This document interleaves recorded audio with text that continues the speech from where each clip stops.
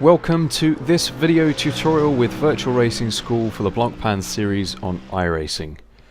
This week takes us to Snetterton in its full 300 layout, where I'll be looking at a lap driven by Rens Broekman in the BMW Z4 GT3, which is driven in default late afternoon weather to match the official series. I'll play the lap in full for you first before then going into further analysis.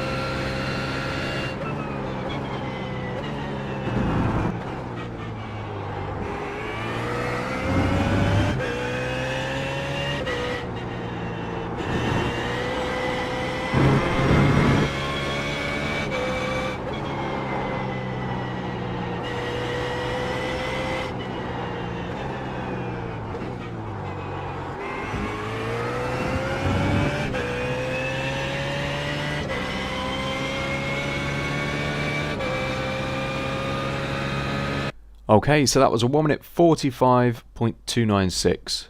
Starting off then as ever from the list of available data packs on the VRS website, we're going to choose the BMW from the Sprint Series data packs, and we're going to choose week 7.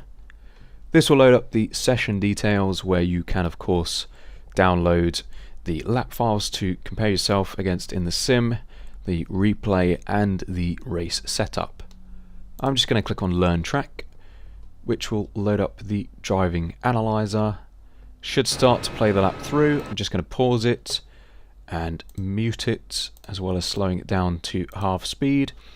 And the other stuff that you can see overlaid, you've got the steering angle inputs trace, you've got the speed of the car, brake and throttle inputs, which are red and green respectively, and also some live driving inputs as well. You can also individually choose the sectors at the top, but for now I'm just going to play it. We've just crossed the start finish line, we've got the car over to the left hand side of the circuit. We're thinking about braking into turn 1. We're trying to sight a reference. I tend to be looking at my apex as I start braking. I assume that Rens does something similar, but in your peripheral you will have these markers. You've got 2 followed by 1. Now Rens brakes in between these 2 and then starts to turn in nice and gently, but doesn't turn in too late. So it's a very fast first corner and it kind of opens up through the exit, so you can't afford to turn in too late and miss that what is an early first apex. And also a word on brake pressure, you can actually brake quite hard and aggressively in the BMW compared to other cars such as the Mercedes, where you're required to use less brake to reach threshold braking. But despite that, Rens is only reaching about 40 or 50% brake pressure into turn 1 because it's such a fast corner. But if we have a look, he does carry those brakes, we could see in the brake trace, for quite some time. So he's already hit the geometrical apex and picks up the throttle fairly late. But because the circuit opens out, he's got the confidence to do so, but again doesn't commit to full throttle too early. There is sort of a second apex here that you do want to hit as well. The main thing is just to avoid washing out too wide through the exit. So that was nice, carried good speed, opens the car up nicely, brings the car over to the left hand side once again for braking into the first hairpin, known as Montreal. Now this is by far the heaviest braking zone on the whole circuit, and you can see that Rens is braking once again just after that number 2 marker that we just passed on the left, but he does reach a much higher brake pressure this time, peaking at about 95% there. I think optimal is 90 to 95%. Don't turn in too early this time. It's a hairpin, you want to turn in nice and late, get the car stopped at the apex and get the car rotated for the exit. So the apex speed here is going to be very, very slow indeed. That enables him to pick up the throttle nice and early whilst still getting good rotation. He's also traction limited here, accelerating in second gear. So you want to be patient on the throttle and also don't allow the car to run too wide, and you don't want to drop any wheels onto the grass while you're trying to put the power down there. So back over to the right hand edge of the circuit now into Palmer, braking pretty much as you pass the Palmer sign just on the left here, and a much faster corner this one. So again, braking more gently this time, similar to turn 1. It's nowhere near as fast as turn 1, but it is a medium speed corner. Pretty much midpoint is going to be your apex, picking up the throttle nice and early, and some really nice patient throttle application through the exit here. Rens doesn't overcommit. I will just say through the exit you do actually have this wide curb that you can use if necessary, but Rens has obviously taken the neat and tidy option for this lap. So heading now into Agostini this time, the second hairpin on the circuit. Not as slow as the first one, but it is slower than you anticipate it to be as you enter it. It kind of feels like it's tightening up as you go around it. So again, just after the second marker, you want to be braking quite heavily again.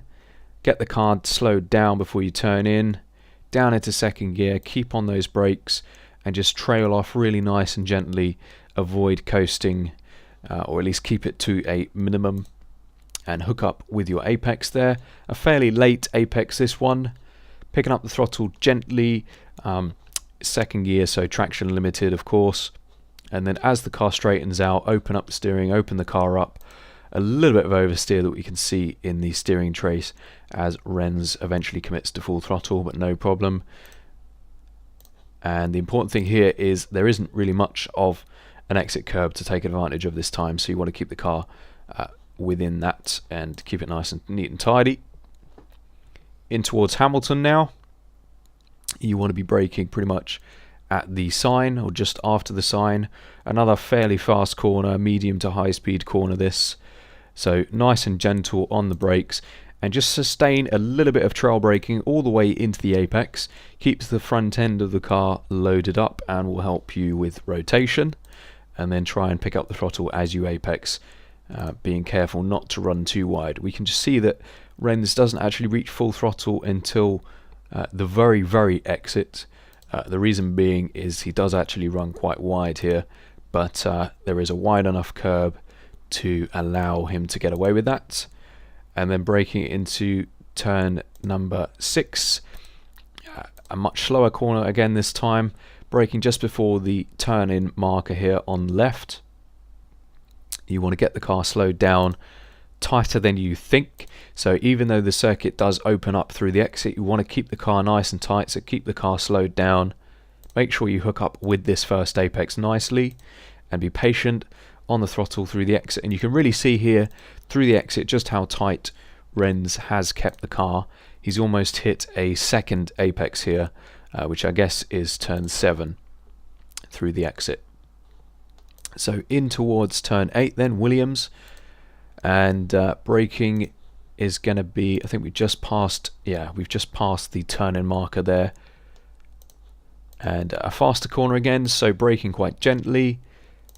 And Rens does actually coast here, so that would lead me to believe that he slowed the car down a little bit more than expected and is coasting as a result. Normally you would want to hold just a little bit of brake pressure all the way into the apex to maximize your entry speed as much as possible. But obviously you don't want to do that if it means that you're going to be over tightening yourself and missing the apex on the inside, as it's called. So he's picked up the throttle. Now what you really want to do here is get your exit nailed. So you've got a long straight following this corner, so your exit is absolutely critical here, which I think is why Rens just took it nice and easy on the entry, because he wanted to nail that exit and keep the car nice and tidy. So in third gear, he's got the car nice and straightened out quite early on, feeds the power in nice and carefully, and again another curb that you can really take advantage of on the exit without upsetting the balance of the car. We'll skip forwards here towards the end of the straight into the quite tricky sequence of Brundle followed by Nelson. Now you want to brake nice and early here, earlier than you would think given the style of corner, well before this final one marker and before the bridge. And you want to go in nice and early, aim for this apex, this group of bollards, and you'll notice that as Rens is turning in, he's bleeding off the brakes because he doesn't want the car to over rotate and get unsettled and out of shape. And the reason being is he wants to keep the car over to left hand side so that he doesn't carry too much speed and run too wide and end up being too tight into the tricky, much tighter right-hander of Nelson. So you'll notice also just before Nelson he was able to get back on the brakes much harder as well, slow the car down enough, and then get through Nelson nice and tidily, feeding in the power carefully and opening the car up. And that was nice, that was neat and tidy. Exited with good speed into bomb hole, careful how you say that one, and you'll notice here that the circuit falls away at the apex. So what you want to do here is turn in early. If you miss that, you will understeer and run wide.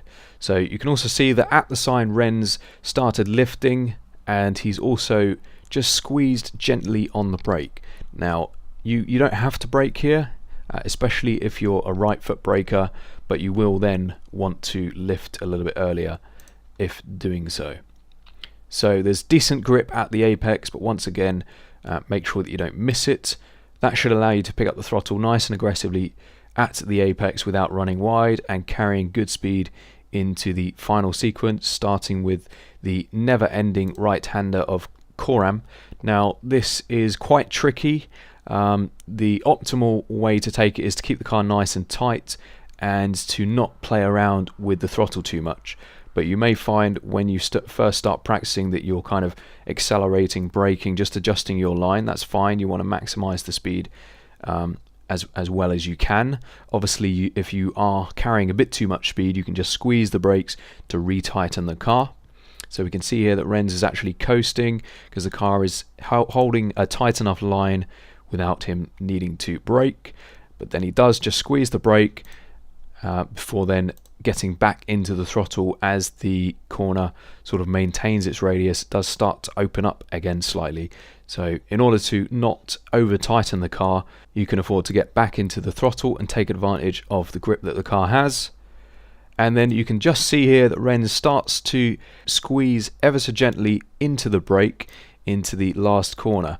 And the reason being is, again, the exit of this corner is absolutely critical, and it's very, very easy to lose control of the rear end of the car because you're carrying decent speed at this point, and introducing the brake is going to really load the front end, which can unsettle the car. So just be aware of that and be very, very careful and gentle.